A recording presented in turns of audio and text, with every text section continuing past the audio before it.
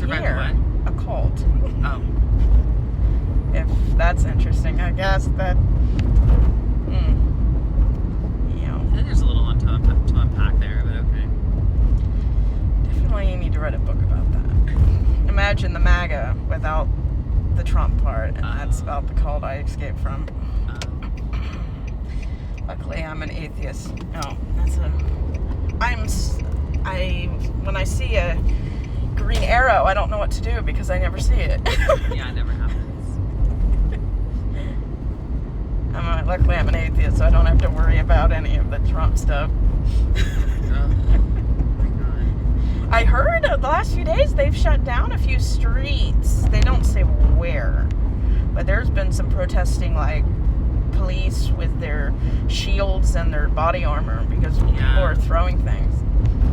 Yeah, one of my friends just called me about it today. She's like, "Hey, are you gonna be like in like the West Hollywood area? Like, this is like closer to like 5 or 6 p.m. earlier today." And I was like, "No, like not too much later tonight." And she's like, "Oh, good, because there's like a protest happening." When isn't there? Well, yeah, they're always protesting. but she's like, Trump sent in the National Guard or something, and I was like, "Oh, really?" Yeah, And she's like, "Yeah, like, I guess she was out just like having brunch with a bunch of gays, and she was like, yeah, like this is so lame, like this is so stupid. Careful what you wish for." Yeah. I don't know, it's rough to think that this is, well, I don't know, this is her words, not mine. She said this is day number 141. Yeah, well, It feels like it's been 1,000 days, but I've been on YouTube commenting about different videos and posts, and I said, well, for those who voted for this, I hope you like it. And someone said, are you a Nimrod? And I said, no, because I didn't vote for him. What's a dim? I don't know what that means. An ignoramus. Oh. And it's like, oh, we found the Trump supporter. Sometimes I write very controversial things on YouTube to get a response.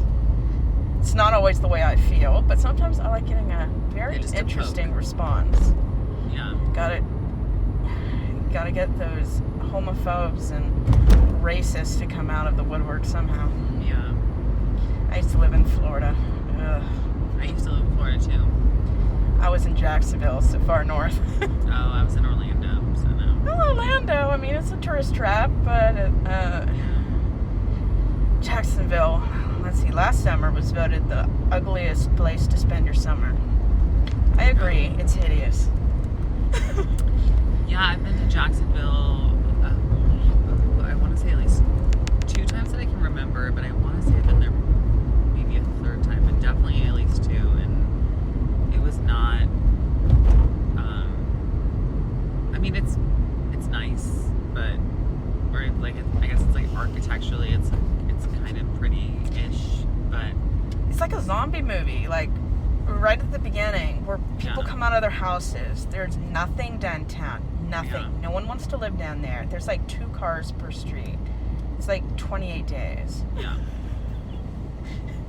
It's ugly. Yeah, I left Orlando and I don't know, when did you live in Florida?